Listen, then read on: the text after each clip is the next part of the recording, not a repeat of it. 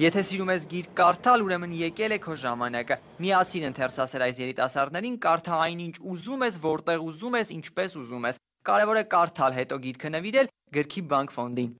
Այս պահին կարդում եմ Դանիել Վարուժանի ստեղծագործություններից, բանաստեղծություններից։ Ընդհանրապես սիրում եմ գրեթե բոլոր տարբեր տիպերի գրականություն, թե արտասահմանյան, թե հայկական, թե ռուսական գրականություն։ Ես այս պահին կարդում եմ Մարիս Դրոն։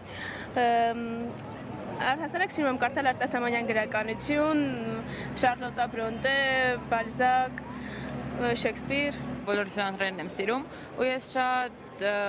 մոտիվացված եմ մասնակցել այսպիսի ֆլեշմոբերին, քանի որ ուզում եմ, որպեսզի երիտասարդությունը առհասարակ մեր հասարակությունը սկսի կարդալ, ինչքան կարա շատ։ Գրքի բանկ ծրագրի շրջանակներում մեկ ամիս շարունակ գրքասեր քաղաքացիները կարող են եւ զբոսնել Հյուսիսային պողոտայում եւ բազմաժանր գրքերով համալրել այս մեծ գրքի արկղը։ Հավաքված գրքերը բաժանվելու են Հայաստանի Հանրապետության զորամասերին ու համայնքային գրադարաններին։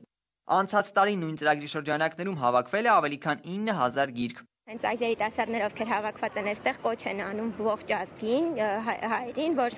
գիրք կարդալը անհրաժեշտություն է։ Մենք ակնկալում ենք ավելի շատ մարդկանց իդեոլոգիայի փոփոխություն ստեղ տեսնել, այսինքն ինչ է նշանակում գիրք նվիրել, ինչ է նշանակում հասարակություն ու գիրք կապ։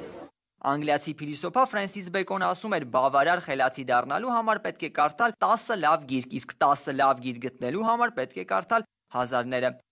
Արթուր Օսիպյան, Արտակ Մարտիրոսյան, Առավոտը Շանթում։